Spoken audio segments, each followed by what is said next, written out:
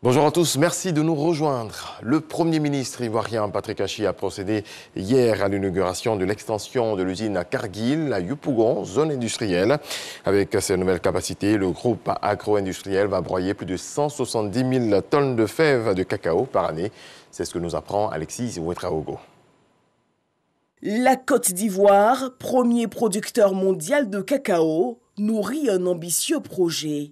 Transformer sur place toute sa production locale. Pour accélérer la démarche, l'État s'appuie sur le secteur privé dans un partenariat gagnant-gagnant. Ce mardi, à la zone industrielle de Yopougon, le groupe agro-industriel Kargil a dévoilé les nouvelles capacités de son extension qui font de la commune de Yopougon le cœur du cacao. Avec ces plus de 2 millions de tonnes de cacao, le gouvernement ne cesse de mettre en place, en plus des avantages liés au code des investissements, de mettre en place des mesures additionnelles attractives, encourageant les opérateurs du cacao à accélérer la cadence de transformation de nos produits.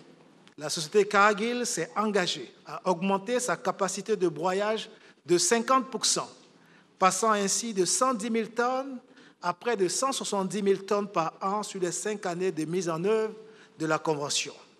Depuis 2017, le gouvernement a conclu plusieurs accords avec les opérateurs en vue de les inciter à transformer encore plus.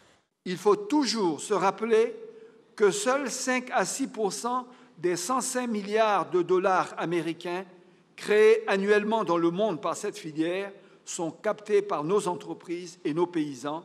C'est évidemment insuffisant. Pour renforcer la contribution de cette filière, essentielle à la création d'emplois et de richesses dans notre pays, le gouvernement s'est fixé pour objectif de transformer à terme toute la production nationale. Dans cette perspective, un train de mesures visant à améliorer la compétitivité du secteur et développer le taux de transformation locale a été adopté en plusieurs étapes depuis 2016. Et le groupe va plus loin dans son engagement auprès des autorités ivoiriennes, notamment pour la lutte contre le travail des enfants dans la cacaoculture, la production d'un cacao professionnel respectant l'environnement, un engagement que salue le chef du gouvernement. En étant mieux cultivés dans nos terres, avec plus d'efficacité productive et plus de durabilité, en étant mieux transformés sur notre sol, comme nous le célébrons aujourd'hui, avec l'extension de l'usine Kargil, en étant mieux commercialisée à un prix respectueux du travail de nos paysans comme celui de nos ouvriers. En réussissant la transformation de la filière du cacao, c'est aussi la transformation structurelle de l'économie de la Côte d'Ivoire que nous accomplirons. Avec plus de 40% de l'offre mondiale, le cacao constitue la première culture de rente exportée par la Côte d'Ivoire. Elle mobilise près d'1 million de producteurs et contribue à faire vivre au quotidien près de 5 millions d'Ivoiriens.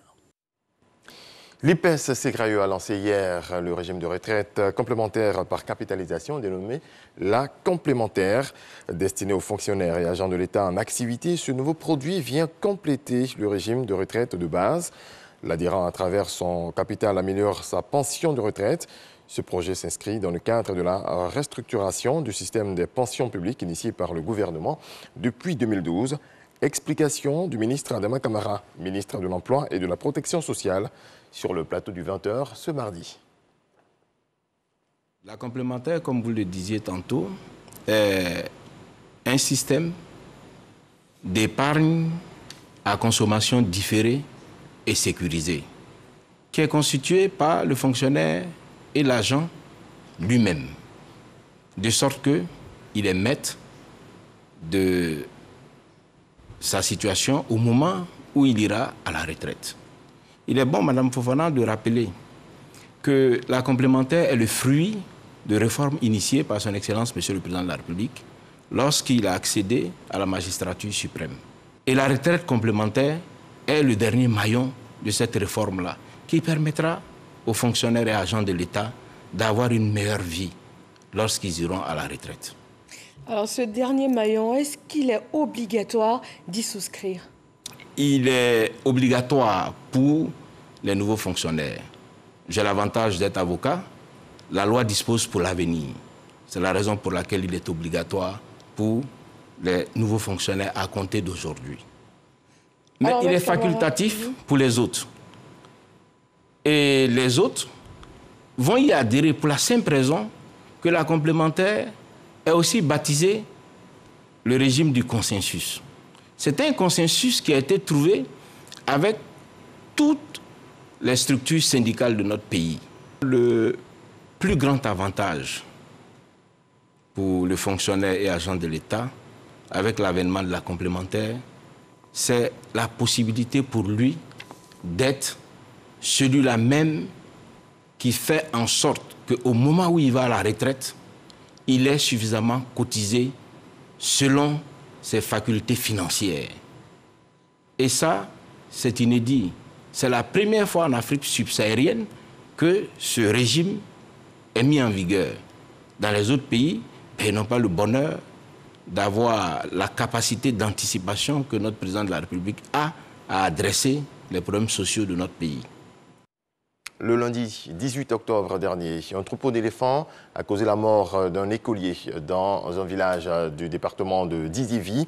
Une délégation conduite par le président du Sénat avec à ses côtés le ministre des Eaux et Forêts ainsi que la ministre de la Solidarité et de la lutte contre la pauvreté est allée apporter la compassion du gouvernement aux villageois. Le point de Kader Sogodogo.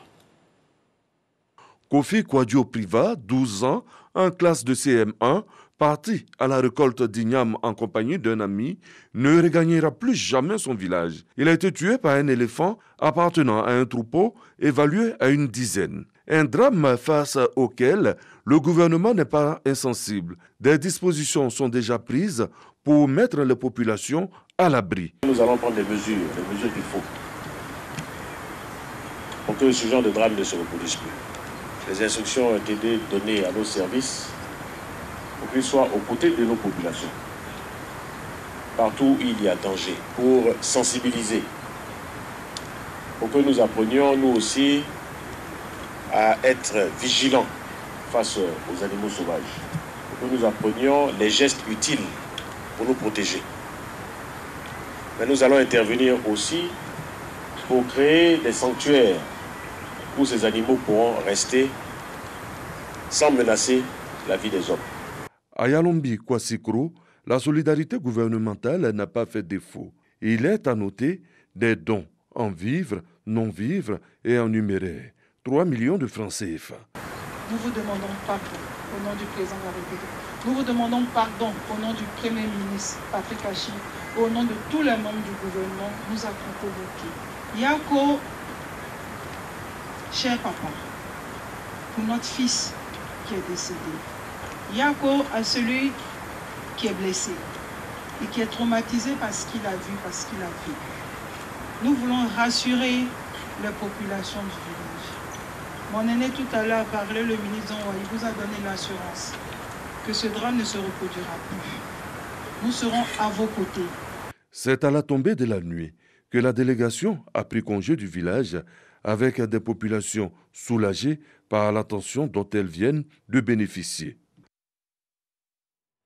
Le lundi de l'Abissa est consacré au jeune Nzima Kotoko. Après une rencontre d'échange avec Sa Majesté Amon Tanoé, ils sont rentrés dans l'Abissa pour manifester à travers la danse leur part d'unité, de solidarité et de contribution au développement de la culture Nzima. Le point de Victorien Angwa. La jeunesse au cœur de l'Abissa. La journée du lundi 1er novembre 2021 a été consacrée au jeune Nzima Kotoko. Tous unis autour du roi, Sa Majesté Aourea Motanoé, pour échanger sur l'avenir, mais aussi sur le devenir de leur communauté. Tous les lundis d'Abissa, nous rassemblons tous les jeunes Nzima de tous les contrées de Côte d'Ivoire pour qu'on puisse être autour de notre Edombolé, qui a pour sens la cohésion, la solidarité, l'entente, pour magnifier notre roi. L'Abissa est notre route, notre grand chemin. Nous sommes ensemble pour que notre peuple Nzima soit fort. Nous sommes là pour sauvegarder la tradition Nzima. Jeunesse héritière et praticienne des valeurs fondamentales véhiculées par l'Abissa, thème de la journée. Cette rencontre entre la jeunesse et le roi est placée sous le signe du partage des valeurs qui unissent les Nzima, mais surtout pour parler de bilan et de la contribution de chacun au développement de la communauté. L'entrée des jeunes dans la BISA a été précédée de la formation pratique des élèves instrumentistes et des élèves danseurs. L'on pense ainsi à la relève, mais aussi à inculquer les valeurs traditionnelles à la jeunesse. Cela également par la présentation de la Boma, premier tambour femelle et première épouse de l'Edombolé. La prestation de danse de la BISA par les jeunes Nzima Kotoko de Côte d'Ivoire annonce la première sortie du roi. Dans le reste de l'actualité, l'Afro-Américain Eric Adams a été élu maire de New York, ont annoncé hier soir les chaînes américaines CBS et NBC, se basant sur des résultats préliminaires. Le démocrate de 61 ans a largement battu comme prévu son rival républicain Curtis Sliwa, d'après les premiers résultats diffusés par le Bureau des élections de New York, devenant le deuxième maire noir de la capitale économique américaine. Passez une excellente journée. C'est la fin de ce point de l'actualité. Je vous souhaite beaucoup de paix dans vos foyers.